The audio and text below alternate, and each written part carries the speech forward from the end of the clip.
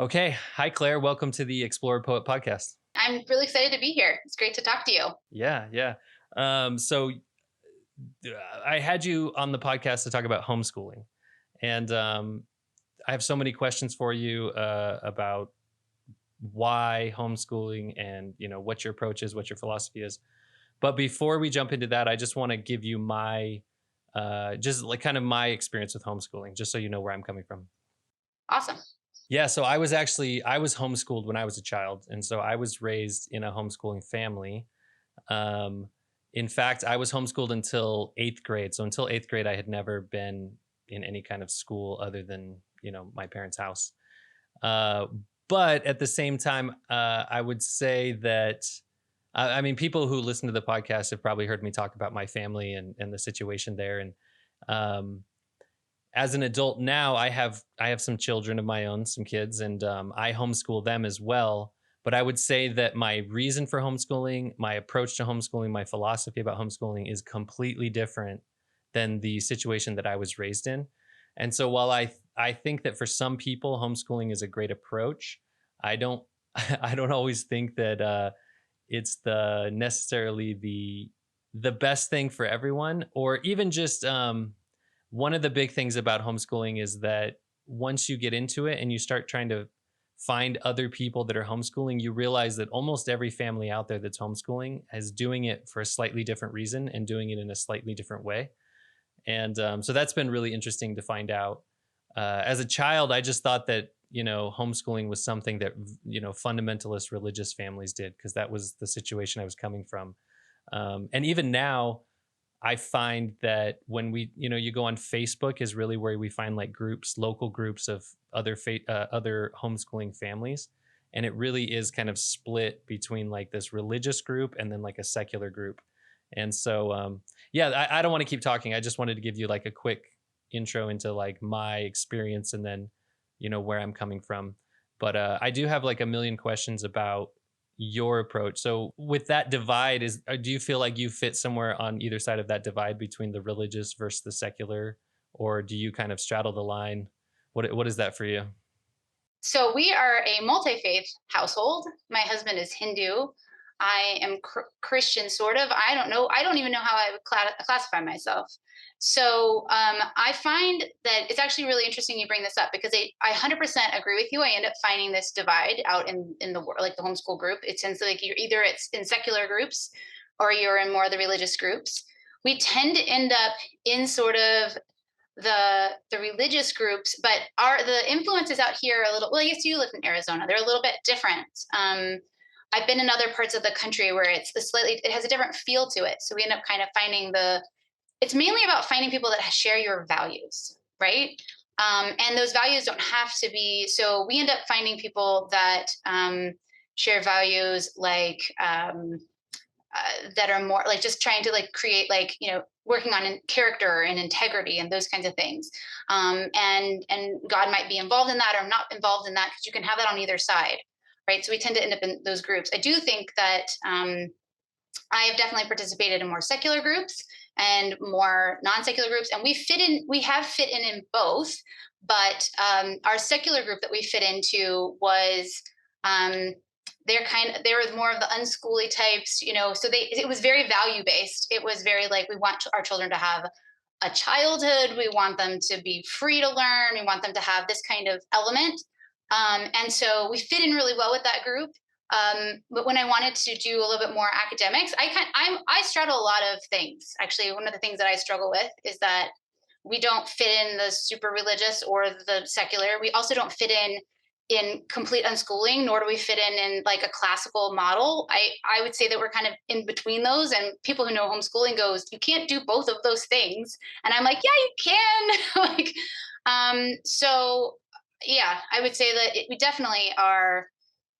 I do think it's hard to find a group, and I've actually ended up starting my own co-op because of that. Because I would do a co-op and we do another co-op, and it was just really hard to find a core group that shared our values and that we could really find deeper friends with.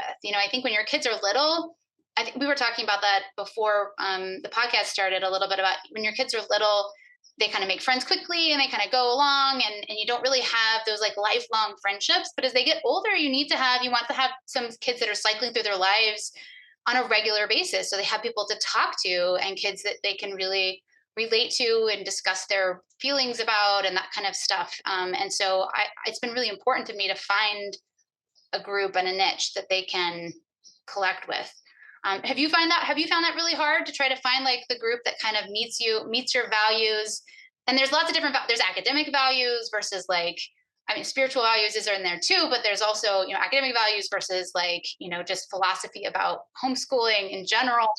100%. Like we found, like I was saying, you could go to every homeschool family and realize that they're doing homeschooling for a different reason, and they're doing it in a different way, and they have a different philosophy. Like within our family, with our children, we lean more towards the unschooling. We do it more like, I think the phrase that's probably, or the description that's more correct for us, is we try our best to do curiosity led learning, which is we want them to have a lot of freedom. And so I think for us it is mostly values based. And even then though, you get into a weird space where you start to realize that everybody has these different values that they value. They feel like certain things are more important than other things. And um for us, a lot of the things that you said resonate with me. You were talking about, um one thing that you said was just that children could have a childhood. And I think it's really important that kids just spend the majority of their day doing whatever they want, like a child, like playing, using their bodies to explore the world, and interacting, either with the world or with other people, their siblings or peers, in a way that's like unstructured and even unsupervised. I think that they should just have a lot of freedom to do that. The interesting thing about that is, so that just as a value on my side, that gets us into the conversation of like, uh, what is a child, and growing up and education, and what's the purpose of education. So there's a lot to get in there. Um, Before we jump into all that kind of heavy stuff, um, I want to circle back around to your story a little bit, because you were saying that this is something that you didn't choose, but it chose you.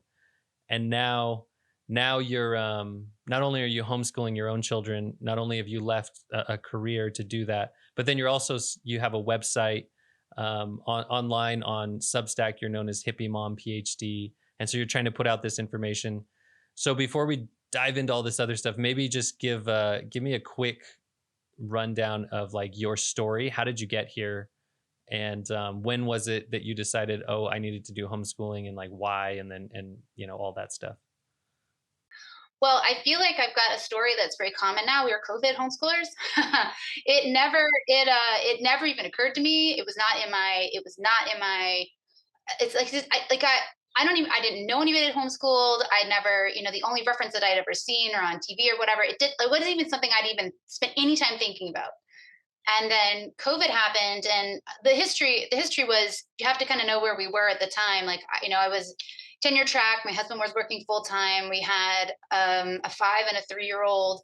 We were barely surviving. It was really rough. I was very like kind of miserable and kind of depressed about things. And the other thing that was happening was my oldest in particular was just having really age inappropriate just breakdowns every day. They would tell us she was doing great at school and everything was fine at school, and then she would just, when she was home and she was slamming doors, she was just doing just a mess. She was just a mess.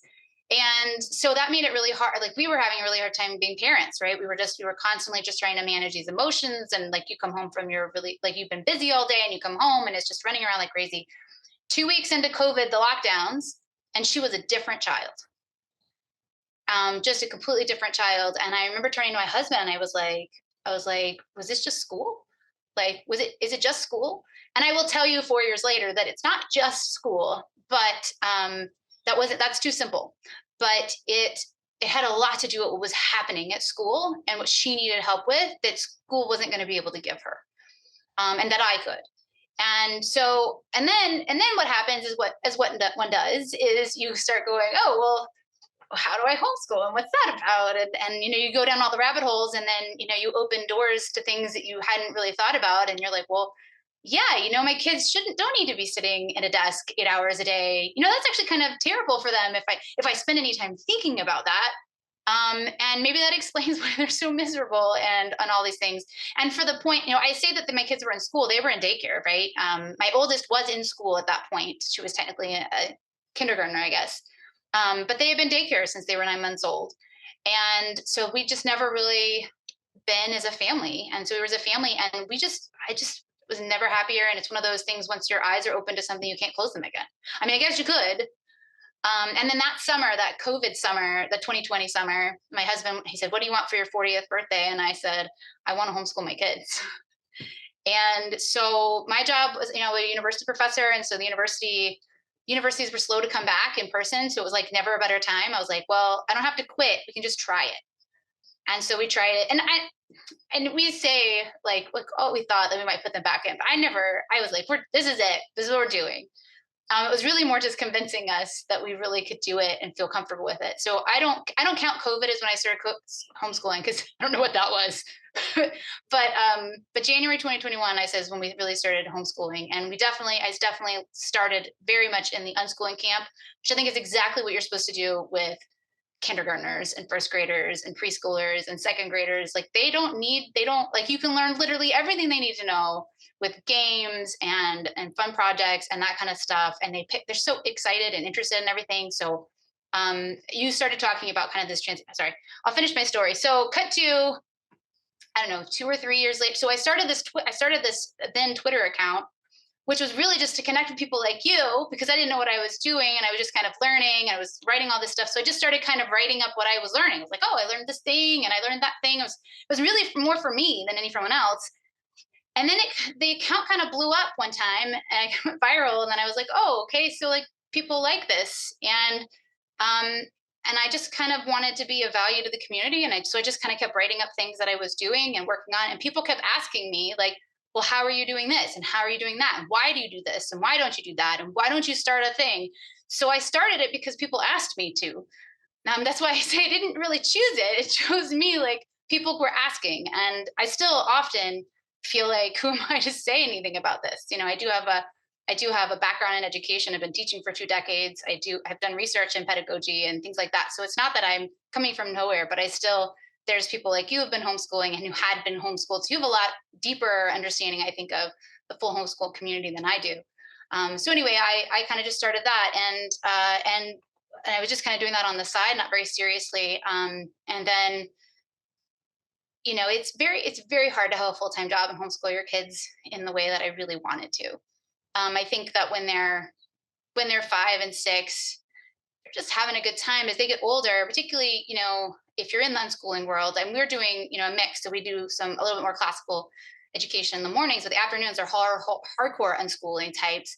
But they start getting into things. And so when they get into things, well, you got to track that stuff down. You got to go places. You got to pick stuff up. You got to build projects. And like, that's not something you have to put effort into it. It's not, at least the kind of things my kids are into.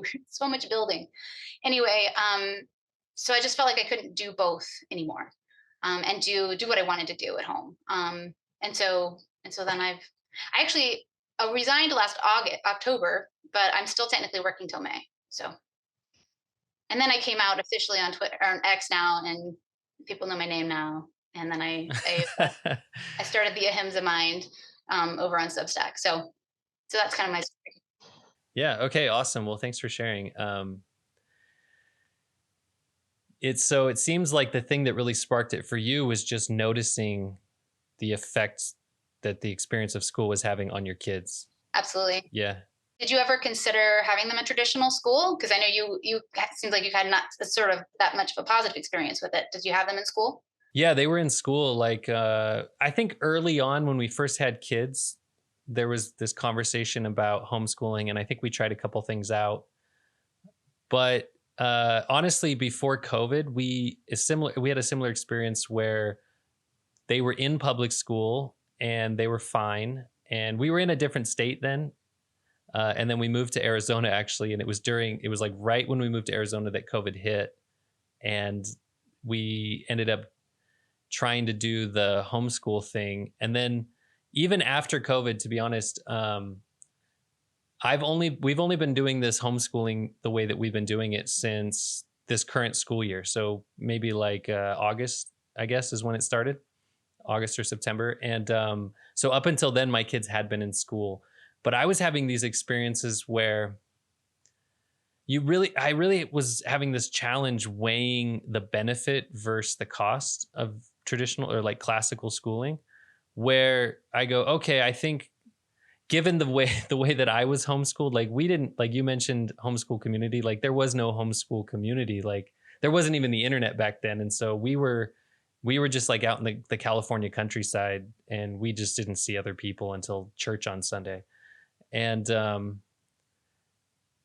and what I experienced with my kids being in school was that I kept thinking, oh, maybe it would be good for them to have some friends, to have peers. There's this idea of like socialization that people think is important. And I can see both sides of the argument, having experienced it myself. Like I just what I discovered though is that the socialization aspect of it was much less about whether or not I was in school and much more about my own family's ability to communicate. You might actually relate to this. I actually, through all my investigations and things, I learned that the stigma about socialization with homeschool kids came about because it was really something that was really prominent in the 70s and the 80s when it was mostly illegal. And so the kids really were like locked inside, and they weren't even going outside during the day. You couldn't you couldn't be out. And so those kids really did have socialization problems because they were only around, they weren't even able to go out. And nowadays, I mean, that's not, I assume it happens some places, but the majority of your homeschool kids are out. I mean, my kids are out in the front yard all the time. Everyone knows we.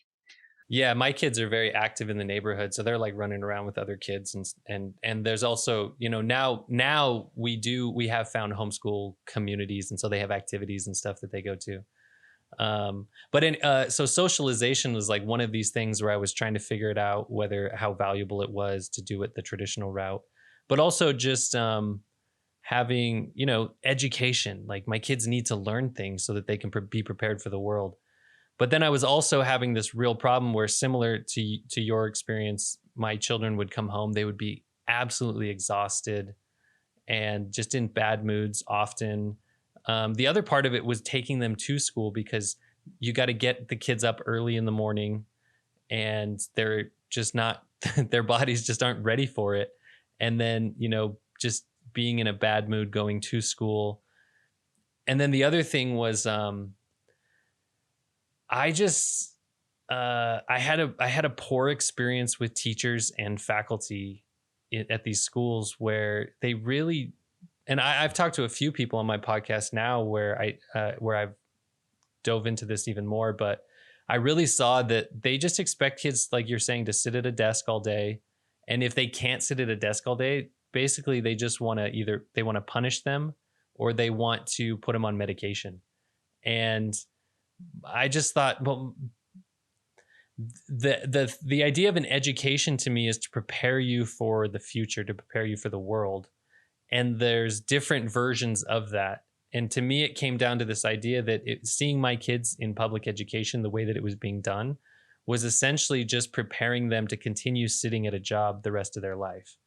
And I, I just feel like I want to give my kids more of a chance to discover themselves and discover what they want to do and just go do their own thing, which is what I've been able to do in my life, because I think in a big way, because I was homeschooled, because I was just not, I didn't have to sit at a desk until eighth grade. And then from eighth grade all the way through, you know, I have a master's degree. So eighth grade through my master's degree, I just hated every second that I was sitting in a classroom. Unless, I mean, of course, obviously there's topics sometimes that are interesting, but the majority of it, you just feel like I'm just doing this to get through it. And then that's what a job feels like anyways. I feel embarrassed by my lack of. So I always tell people like I hated school, which was true. I hated school, and they're always like, "Well, you got an awful lot of school." for someone who hates school. And I was like, I know, but I just kept thinking the next thing was going to be better because everyone kept telling me, I was like, oh, just wait till you're in college and you can just study what you want. And then you get to college, like, oh, just wait till you're like, doing research. That's going to be what you want. And then you get to grad school and it's just still doing all this stuff. And I actually, once I got into the lab, I was very happy because that's the doing stuff, right? And I was pretty happy. But it's I think that that actually my dislike of school actually was very formative for me because as a teacher, I spent a lot of time trying not to be like all the teachers I didn't like, which I think made me a much better teacher. And then because I really wanted, it's like if their eyes aren't lighting up, if they're not excited about what we're doing, then I'm not doing it right. And so I got into all of the active learning and the student-led learning and all of that kind of stuff. So I was already doing all that in my university classroom. Um, and so it was kind of a natural transition into doing it with my kids. But I'm with you about the sitting still. Like I don't know how we did it. I know that we did. Like I intellectually know that we somehow managed to get everybody up and get them into the car. Like nowadays, it's like hard enough to get them like sitting at the table by like 9 o'clock, and we used to be like out the door, like at a school, like out at like 8 or whatever it was.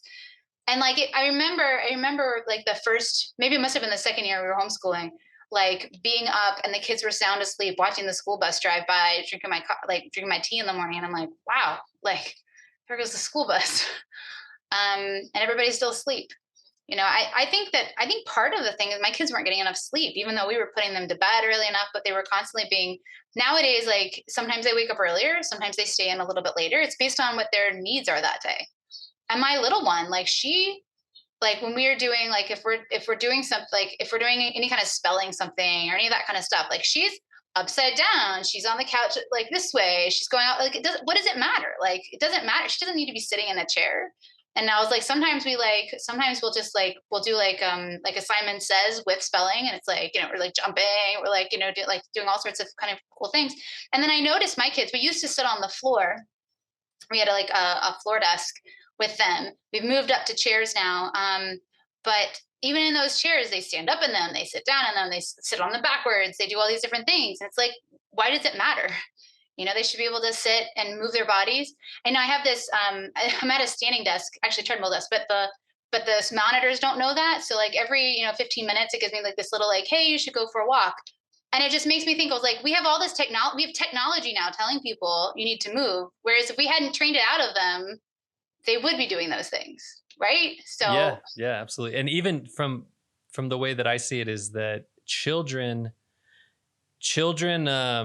it's not just their mind. It's not like we just need to put a bunch of things into their heads so that they understand the world. They have to experience the world in order to actually know it. And with children, they literally can't learn unless they're using their body. And so moving and climbing and getting active, becoming active while you're trying to learn something, it's really the best thing for children. And then, again, public school, they're not allowed to even move. They're supposed to sit still. So there is really something to like how much you can do, like what the school accomplishes in 8 hours or whatever it is, versus I can basically do in 2. So that's why when I recognized that we could do everything they were doing, I was like, well, why wouldn't we just add that? Like, and then we didn't, when we first started homeschooling, I was basically unschooling, and it basically, but I wanted them to kind of like pick up things and stuff. So I was trying to figure out what was the ways that they like to learn. And so I spent all this time trying to figure out how they learned. And I ultimately went to a curriculum just because it was hard to kind of I couldn't put enough stuff in front of them. Like it was just like they'd wake up and they're like, what are we doing today? Let's do some cool stuff. And like, and I could leave them to their own devices, but like when they're actively interested in something, you want to like capture that and be like, okay, let's. And so I pulled in a curriculum, but they love it. And if you ask them, like, you want to, because I ask them routinely, like if they get frustrated one day, I'll be like, do we still like this? And like, yes, I still like it. I'm just mad at this one thing, but tomorrow it'll be different. And, so I think that it's still their choice. And I think that that's really important. And they know that it's their choice, and I do think that, it's like, well, we need to do something in this realm. Here's a couple of different choices. What would you like it to look like? And it matters if it's your choice and if you get a say, that autonomy piece. And I can already tell, like they're starting to do things. My oldest in particular, I mean, she's getting to the right age, is starting to like, she starts to like make her own like like her schedule for the day. And and I'm not making it. She's like, oh, I've decided that I want to do this instead of this. And I'm writing this story right now. And I want to find time for that. I'm having a hard time finding that. So like, can you help me figure out like, but she's like scheduling it out. She's like, and then like, she just got into this new piano thing. She's like, oh, we need to add piano, like I'm not driving that. Right. If they're excited about it, then I put a bunch of, I pile on. I'm like, we could do this, or we could do that, or we could do this. Right. But I'm not saying you have to do this, you have to do that. And it feels totally different to them, I think. Even though I do language arts and math. Yeah. Yeah. Yeah. Yeah. So do you feel, you said that the way you were doing it now is a little different. Um, did you change into that? Or like you said, Yeah, we've tried a couple different versions of basically of unschooling or curiosity led learning, but when we first began doing it, we were giving them assignments in the, like the things that you mentioned, language arts, math, some science, stuff like that. Um, but recently we've actually just gone straight unschooling, like pretty unstructured all day long, and just kind of watching them do what they want to do. And it's pretty interesting because with one of my children, you don't have to put anything in front of her. She just does. She just knows what she's going to do. And like, you can just, she'll spend her entire day just engaged in things that she's creating and just very artistic. And so there is a little bit of like, it's hard because this idea of unschooling literally means to unschool. It doesn't mean no school. It means unschool. It just means that you kind of change the framework of everything. And so there is a period of time where we've had to go through where we're like, is this working? Is this what we want to be doing? Like checking in with the kids, checking in with each other. And honestly, the thing that keeps me doing it is this observation of my children. And what it is that they're in good moods. They have energy. They're excited for the day. They like go do things. They come back and tell me about it. And they're just, yeah, in a way, they're just learning to have, they're learning that they have some freedom. And so they can take responsibility for their time. They can create, they can put their effort. Like my son will, he'll just go, when it snows, he'll just go knock on the neighbors' doors and he'll spend the day shoveling snow, and he'll come back with a handful of money. And I'm like, wow, like the money's really exciting for him, but even more exciting is just like that he actually went and did it. And mom and dad didn't like hold his hand. He just went and did it. And that's when I see them do that, I go, wow, that's the things that I want them to be learning, the values, they're all like internal things. They're not necessarily these external expectations or requirements. And so, yeah, we do pretty much unschooling or curiosity led learning right now. And I would say the biggest adjustment has had to come with us as the parents, because we just have these ideas in our heads about what a productive day looks like, or what an education looks like, and we've just had to kind of observe and keep checking in. we've had a little bit of so we started very unschooling. One of the things, and this is kind of a nuanced conversation. So my oldest, she's a perfectionist in a way that it's one of those things, like she wouldn't just naturally do the things that she really wanted to do. You could tell she wanted to do certain things, but she felt like she wasn't good enough to do them. And so, like, I'd say, I think it was 18 months ago, I was like, like, because she just loves stories. She just loves them, like any story. And we listen to some very sophisticated, like, we're listening to The Prince and the Pauper right now. The language is really, I have a hard time. I have to hit pause and I'm like, do we know what's happening? like I was like, I'm kind of a little lost. Should we back up? And but she just loves everything. She just loves all of the things. And I was like, and then she tells me these stories and she just loves them. I was like, she should be like, I think she wants to be a writer. Like, I don't know for sure. But whenever she would write things, she would just break down in tears. She was really like, but it was internal, right? It wasn't this like, it was because she was worried about spelling it wrong or doing all these things. And so I felt like it was important to coach her through that.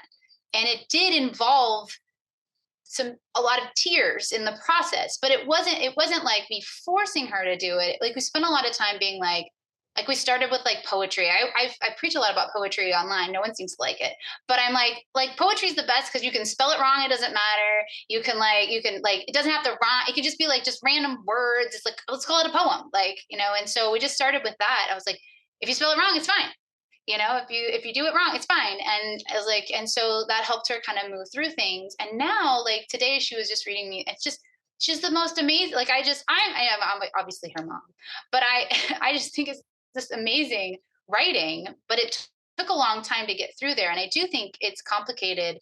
And this is not against homeschooling, or sorry, unschooling, but I think that there's a balance between why are they choosing not to do something? Is it because they just have no interest in it, or are they not choosing it because they're worried they're not good enough at it?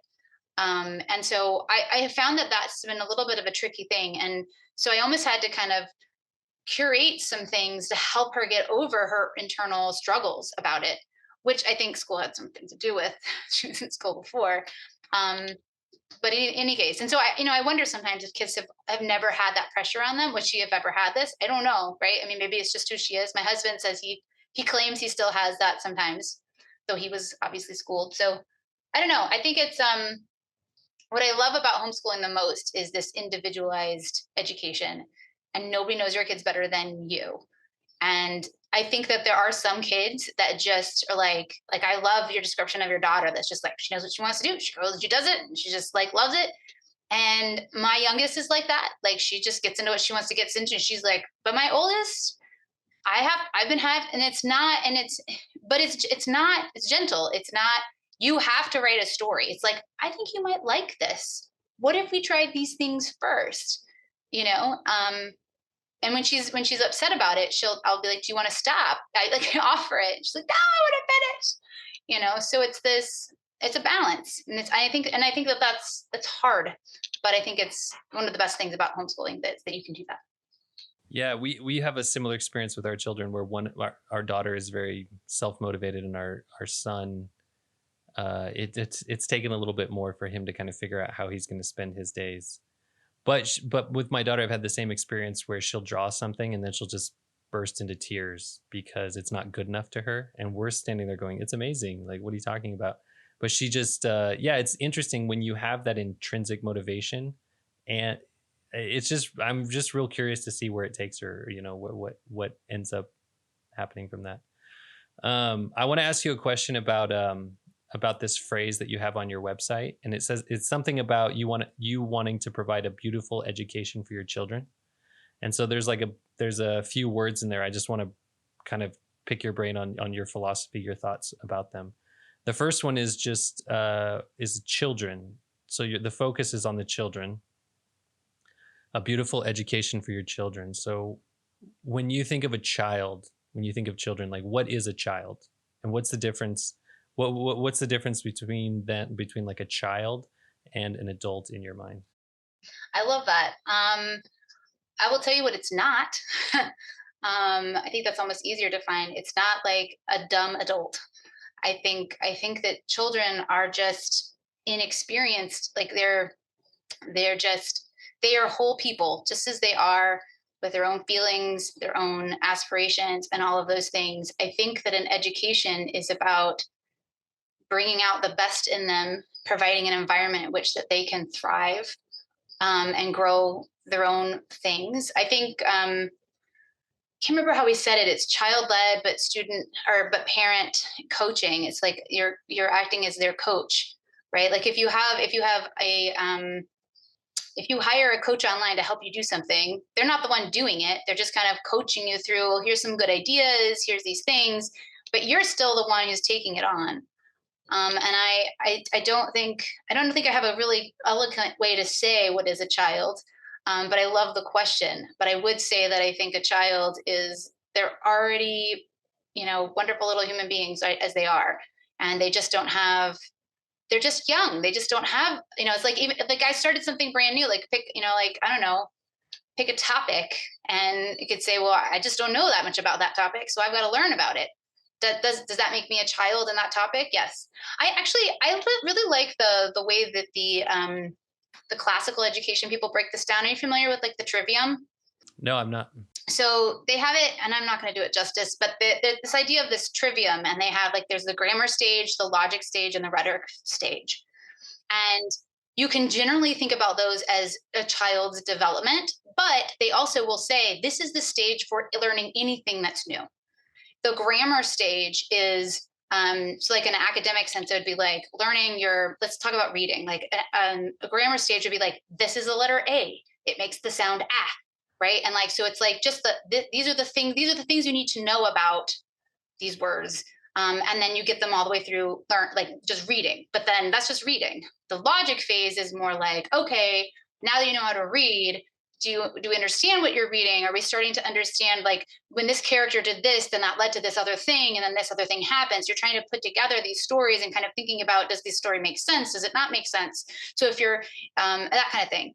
And then when you get to the rhetoric stage, that's like the creation of new things or new ideas or your own personal writing, right? So you're not just now you don't know how to read, but you also know how to understand that reading, and now you know how to like dive in deep with that reading and really and then come up with new ideas from that reading or create your own writing from it. And I think so, and they kind of break that down into the ages of the child, which just makes sense if you're learning new things. It kind of goes in this stage. But they would say that if you can be 50 years old and be in the grammar stage of anything, right? You're just okay. Well, I just have this new topic. I got to learn what these words. Now I want to study physiology, and I never did that. I don't know what those things are, so I have to learn what all the bones are and learn what all the muscles are. And I'm at the grammar stage. You know what I mean? So I think that I like thinking about it better that way. Yeah, that makes sense. I mean, I would say that was one of the challenges I had with my children's teachers back in public school was that, Oh, what did they say? well, I don't know if they ever said anything specific. It was just when I would go in and have a conversation with them, and I would just get this sense that my kids are already supposed to, I mean, my kids always did fine academically, but then there was like this question about like, well, why can't, my children just sit still, and like this expectation that these children are going to just do because an adult said. It's the boss relationship Yeah. versus Yeah, yeah. yeah. Yeah. Do you see your children as less than you? Do you see children as being subservient to you, or are you in a partnership? Yeah. Like people will say a lot to me like, oh, your kids are so well behaved, and it bugs me because I'm like, well, that's assuming that they're doing what I told them to do, which does happen, right? That's often what's happening. I'll be like, but I don't say like do this and then they do it. I say, hey, would you be willing to go over there and get this because I need it, right? And then they'll do that, I but it's because we live in a relationship, and they certainly say no to me, right? But the same is true. I would think if kids talk this way, they would say my parents are well behaved, meaning that we work together as a group. We understand each other. We know what works well as a group. And so it's not that they're behaving like that applies that like I'm telling them all the time what to do. It's just that we have a family unit. It's not that I don't but I would say I don't tell them to do things. Every now and then I'll tell them to do something. But mostly it's an ask. And then the ask isn't just because I think a tell is like do this versus an ask is like, hi, I need help with this. Would you do this? Or hey, don't let's not jump off that because I think you could get hurt. Like there's a reason why there's a rule. And I do remember that was actually hard for me to embrace when I was younger or when I was a younger parent. Like I finally had this like mantra. It was like, if there's not a good reason to say no, then the answer is yes. Like, and that was really hard. And I think we almost, unless I'm really, really, really, really tired, that's mostly the answer in my household is yes. Unless there's like a safety issue or, you know what I mean? Like then the answer's okay. Well, the answer is yes. You're actually hitting on a lot of things for me that resonate because, well, first, this idea of like, you can't say no unless there's a good reason. I mean, I grew up, and you may be similar, but I just grew up in a generation or in a home where the answer was literally no because I said so. Yeah. And I can't do that to my kids because I look at my kids and I go, well, they're not dumb. Like, I'm not going to treat them like they're dumb. And so if they ask me why, then I have to sit there and I sit there and I take a second and I have to come up with like a reasonable answer for them that could, that makes sense. And if I can't, then sometimes I just need to admit that, right now I just don't want to, or I don't want, um, And sometimes that's okay. Like I definitely have done with my kids, be like, my answer is I'm not going to go do that because I'm really tired. yeah. But you can go do that, and that's totally cool. Yeah, absolutely. Just there's like just a level of honesty with them where even if it's like, hey, I don't have like a great reason, it's just I don't have the energy to do that right now. I don't, or maybe I don't have the time or something. But the other thing that you were saying that really resonated with me was the behavior thing. You're getting compliments that your kids are well behaved. Two thoughts come to mind. One is I used to see my parents get that compliment when I behaved, and the frustrating thing about that is that I know why I was behaving, even even when those other adults don't know that the way that I was being treated to ensure that I behaved. And so that was I always hated that word behave. And so to be honest, like I've never ever said to my children, behave.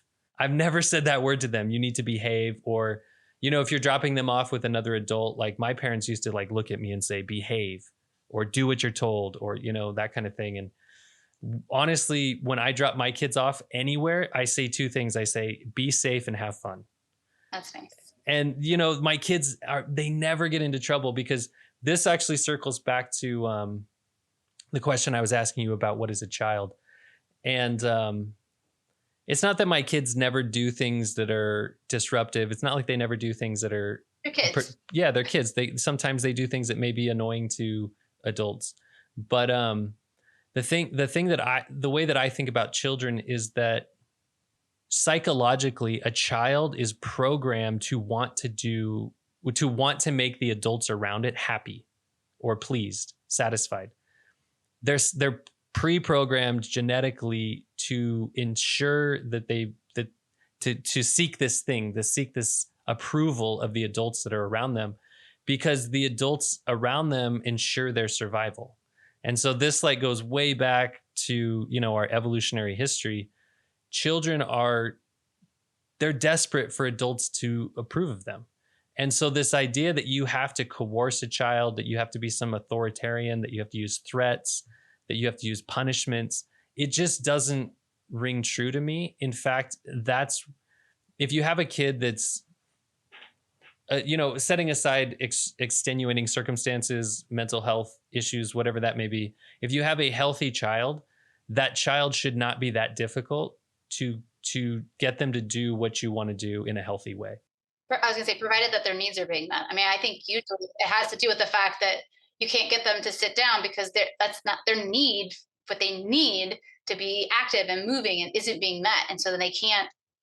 But I 100% agree with everything you just said, and it's really cool to hear someone talk like that, because I 100% agree. Like my kids, like one of the worst things I can say to them is like, I'm disappointed.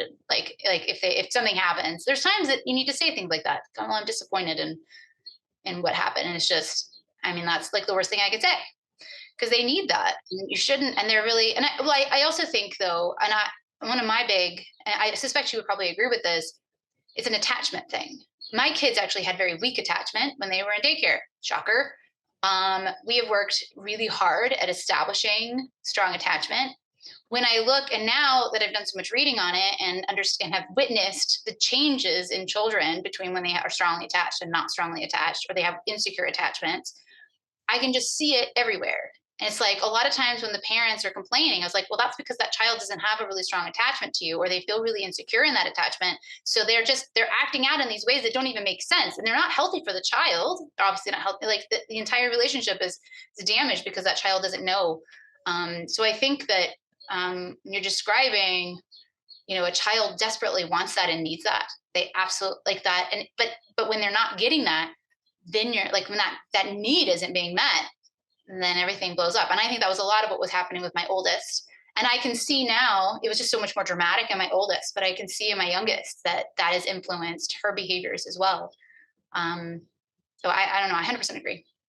Yeah, that attachment, and just the thing that the one thing that kids aren't getting in a classical public or private or charter school or whatever it is, guaranteed the thing they're not getting is emotional support, because there's just too many kids and there's one teacher and it's not her kid, his kid. It's just some kid that they're in charge of educating.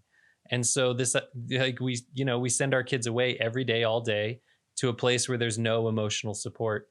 And I think that's one of the big thing that's been for us is just me being at home. Like I'm in my office writing.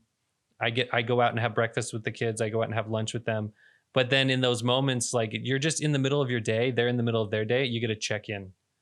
And having children, you see this thing where when they're really little, and you take them, say you take them to the park, and it's their first, and maybe it's not their first time, but just when they're really little, what they'll do is they'll run off and they'll play.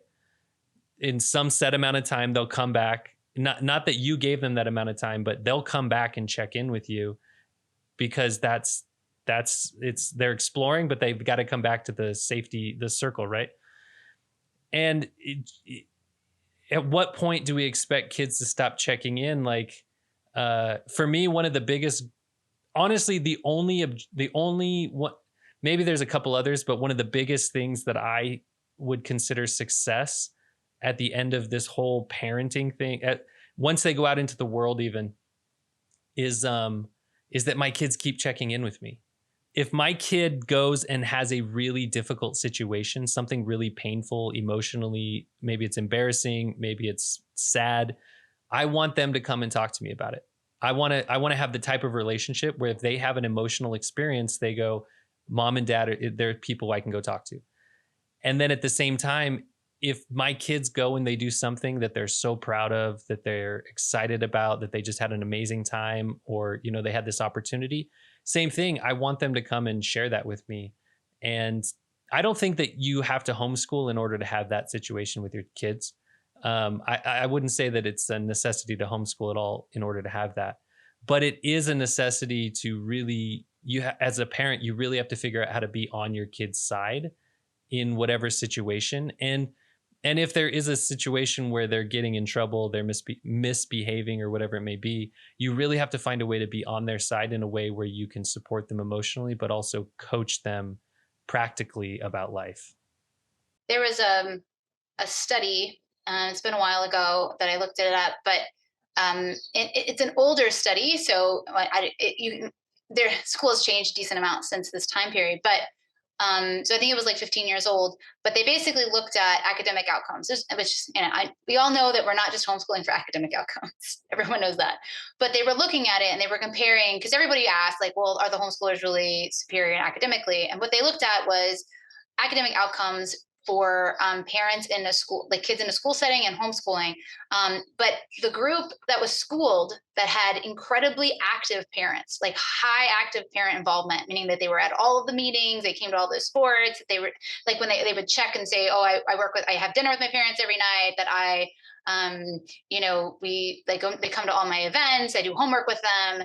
They had the same outcomes as the homeschool parents. So I think when you really think about it, it's really about the parental involvement, right? It's really about how engaged you are.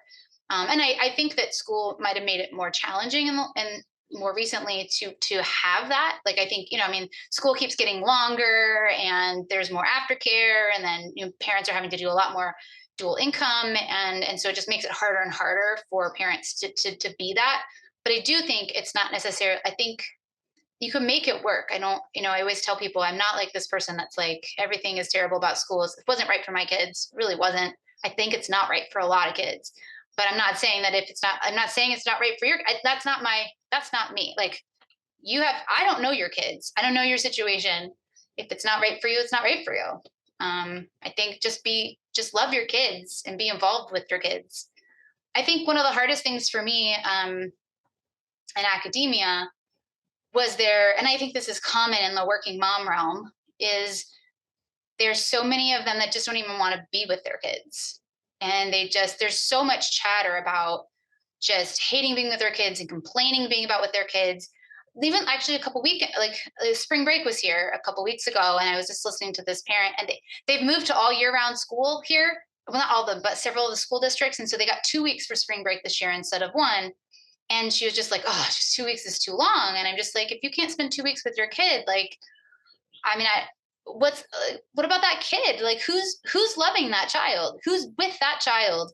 That child needs you and needs to be with you and needs to know that you want to be with them.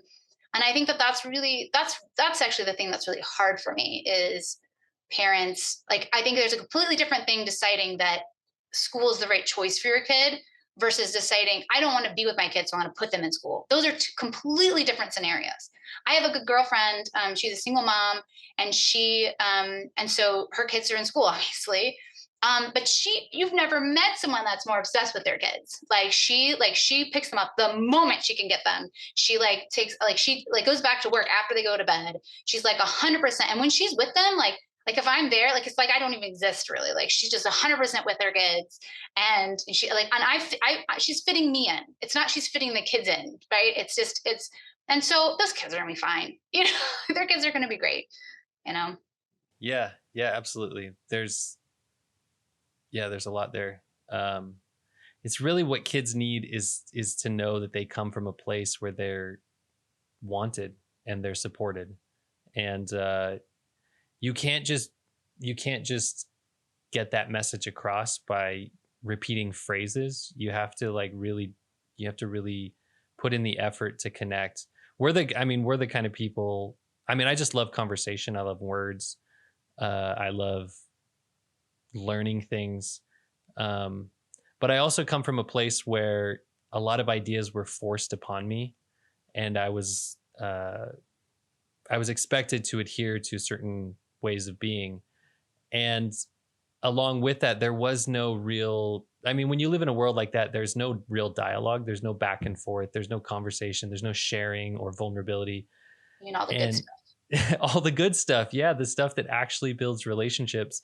And so I agree with you. I don't think that you have, I mean, the ability to homeschool is like it's a blessing, if you can actually do it because it requires time, it requires money, at least the money to be able to survive, right? You have to be able to pay the bills.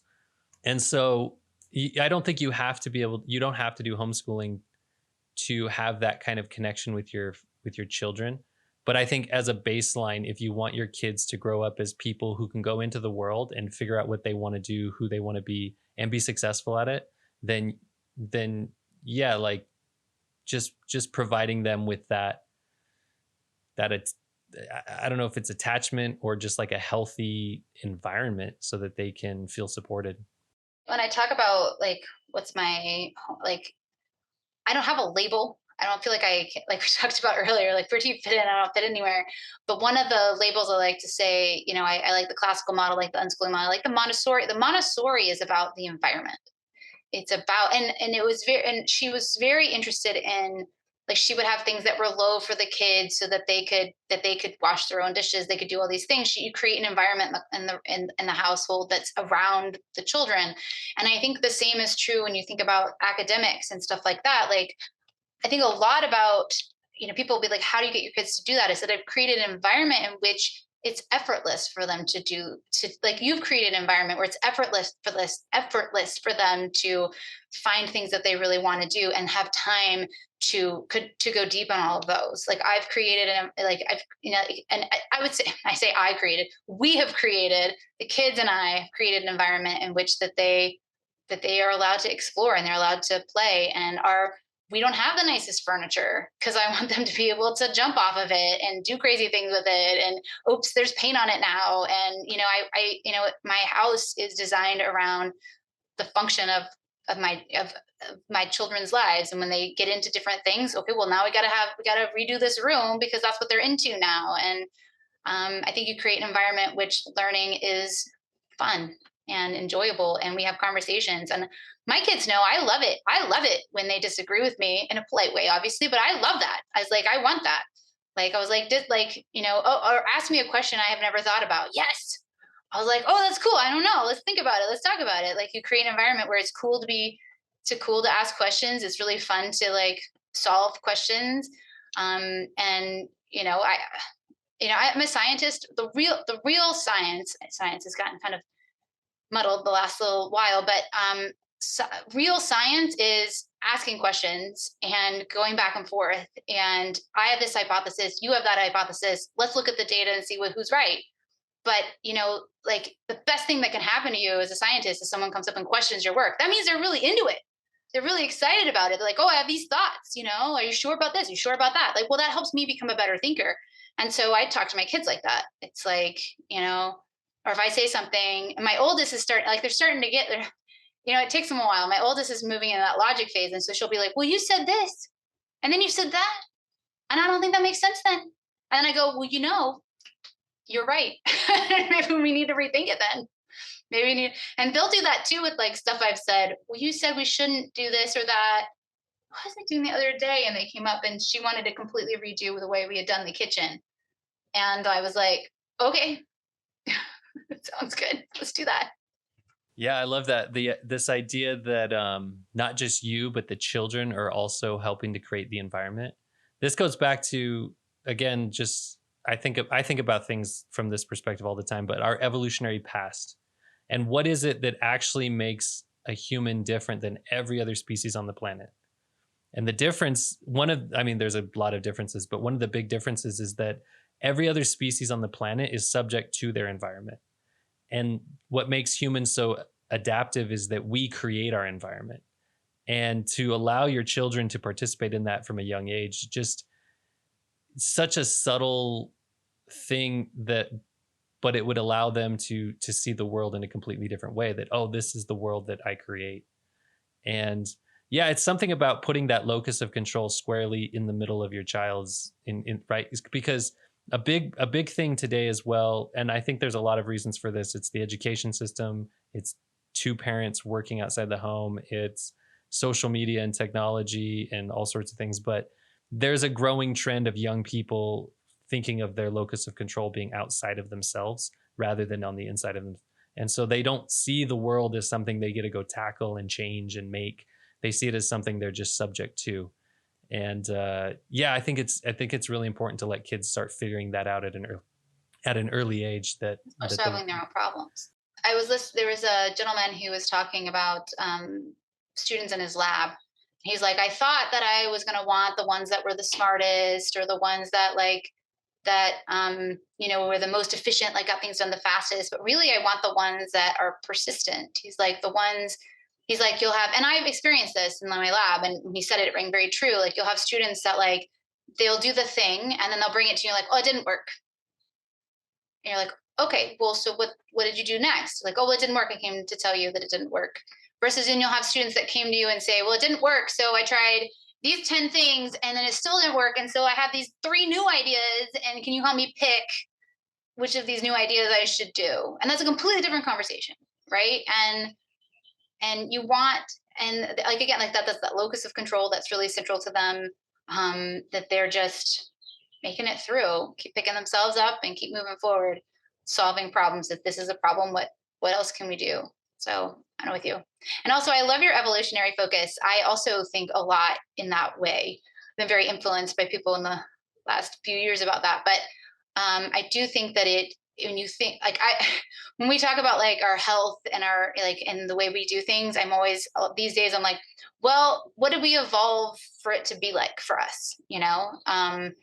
We've started trying to do more homeschool outside. I'm not suggesting you do this. It's very cold where you are, but we can do homeschool. It's like my kids are like, it's hot. It's like, it's good for you to be hot sometimes. It's like, oh, it's really cold. It's good for you to be cold sometimes. Your body, you're to be metabolically strong. Like, you're supposed to be able to heat yourself up a bit. I mean, you should wear appropriate clothing, right? But like, but heat yourself up a bit, cool yourself down a bit. You should be eating whole foods. You should be like, I mean, all of those, that's not the conversation we're having right now, but I think that it matters when I think about, how I arrange my kids' day. So so from a school perspective, one of the things that has been, you're supposed to wake up when the sun comes up and go to bed when the sun goes down. But you know what? The sun doesn't come up and go down at the same times all year round. That means like in the winter, you should probably be sleeping more. And in the summer, you should be sleeping less. So do my kids have a bedtime? Like, it's confusing, right? And then, but school starts at the same time, work starts at the same time. We don't have times where we're working harder and then working less.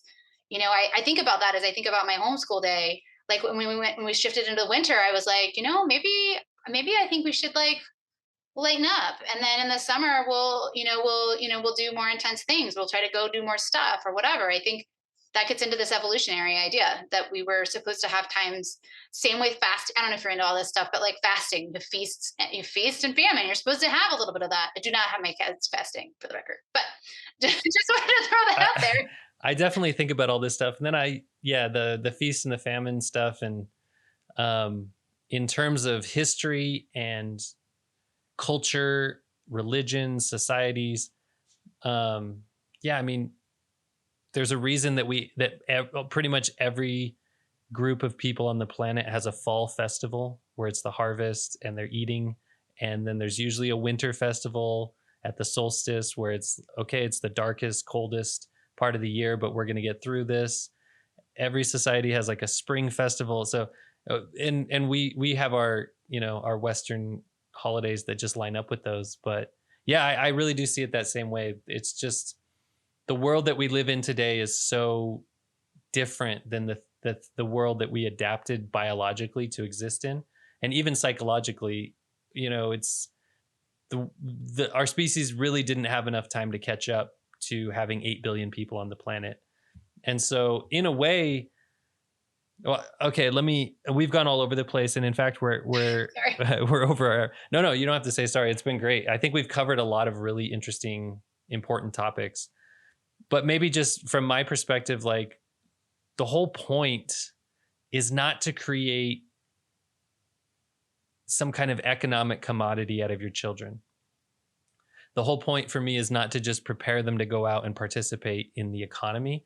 The bigger point is to help them become whole individuals, to help them become people who can look at the world and decide whether something is going to be net positive or net negative for them, and then approach it that way. And I think that really ties into this, what you're saying about looking at us from an evolutionary perspective. And I mean, I have these conversations with my kids all the time about like, well, this is how people do it. Do you think that that's the best, yeah, is it a good idea? Is it a bad idea? Why do people do it that way? What would happen if we did it different, So yeah, I think that, I guess the message then for me is just that homeschooling provides, at least for my family, it provides a more holistic approach to this whole idea of growing up, of becoming educated, and about preparing yourself or preparing children for the future. I agree with all of that. I think it definitely takes time to, I mean, we certainly evolved learning directly from our parents, right? Or our tribe, probably more accurately, in small groups, right? Most of us, we wouldn't have been living in groups larger than 50, right? So and I also think that that relates to, I don't know if you've read, probably have, you seem like the type, Peter Gray's like Free to Learn, or I think it's Free to Learn. But in there, he talks about in one of the early chapters, he talks about how they look at like hunter gatherer tribes, and they look at like when kids start just naturally helping, because particularly a lot of the hunter gatherer tribes, they're very permissive with the children. They let them kind of do, like, if like when you observe them while working with the kids, like the kids are, if the adult is trying to work on something, the kid gets in the way, they just stop. They let the kid do their thing. The kid will leave, and then they'll go back to their work. They don't like yell at them. They don't say, get out of the way. They just kind of let the kids do what their kids are going to do. But the girls will typically start helping somewhere in that 8 to 10 range. They just like they're not being asked to. They just do. But the boys typically, and because the types of things that the girls are doing are helping with like creating, like cooking and other childcare activities, and they don't do it all day. They'll do it for like an hour, and then they'll run off, and they'll do it for a little bit, but it's very self-directed. The boys don't typically start helping more until later, more the 11 to 13 age, and has a lot to do with what it is that the boys are learning to hunt. It's hunter-gatherer tribes, right? So those skill sets come later. And so then they start contributing. And so then when you think about taking that and thinking about, well, what does that look like with kids? I mean, I have my friends who've got boys that they're homeschooling. It looks very different, right? And than my girls. And I recognize that. I was like, they're just different and their needs are different. And I, also there's a spectrum of all of this, right? There's kids who are more in all of the different categories, right? So, I think that thinking about our history and what did the best environments, how did we evolve to learn? And how did we, like, what were the ways that we were learning through that evolution? I think is an important thing to consider as we do education. And that's one of the things that I do. Like, the way I do things is a lot of putting neat things in their path and in making it seem functional, right? There's this cool thing, there's this other thing, this is how it relates to that, this is why you should care about it. Because I think that if it's just this thing, we have these like kits in our that we just got. It's been a while ago now, and I haven't really liked them. They had this one that's on cell biology, and it was like, this is a cell, and these are the parts of the cell. And I'm like, why does my kid care about this? I was like, I don't, so I'm sitting there going, well, what can we do with this? Like, so we can learn about the cell, but it actually matters to them, right? I'll tell you when I figure that out, but I haven't figured it out yet. But my point is that, but that's the point, right? That it needs to be pertinent to them. It needs to make sense to them. But, or it needs to be cool, right? I talked to them about hearing and stuff. They thought that was cool. We did those cool sand plates where they vibrate and it makes all the beautiful shapes and stuff. And I was like, this is sound. And they're just like, this is so cool. But like, it needs to be something that relates to them, that sparks their energy, that sparks their joy, because that's the world that you would live in. It's not going to be just something you have to do this, you have to know these things. It's inviting children to the feast of the beauty of the world. That's why I say a beautiful education. That's what I mean. Just giving them all of the beautiful things in the world. They're not going to discover, the Hagia Sophia by themselves. But if I show it to them, we did my kids love this building. We studied it during history once, and I just showed them a little documentary because it's cooler to see them that way. And they just loved it. And they're not going to discover that on their own. But if they see it and they don't really into it, that's okay. They don't have, not everyone has to like love architecture. Yeah, absolutely. I love the way you said that, inviting children to the feast of the beauty of the world. I think that's probably a good place to end. I've really enjoyed this. It is nice to talk to somebody who thinks deeply about it and who cares in a similar way. And so I really appreciate you taking the time, and I just also appreciate that you're willing to share all this with the world. Maybe you didn't choose it, but I'm glad that the world or the universe or whatever it was chose it for you. So yeah, thank you again. And before we jump off, is there just, where can people find whatever it is you're doing, your website, social media, that kind of thing? Awesome. My socials are at hippie mom. That's hippie with a Y, PhD. And my website is theahimsamind.com. Ahimsa is spelled AHIMSA, more or less the way it sounds. Awesome. Okay. Well, thank you, Claire. I really appreciate it.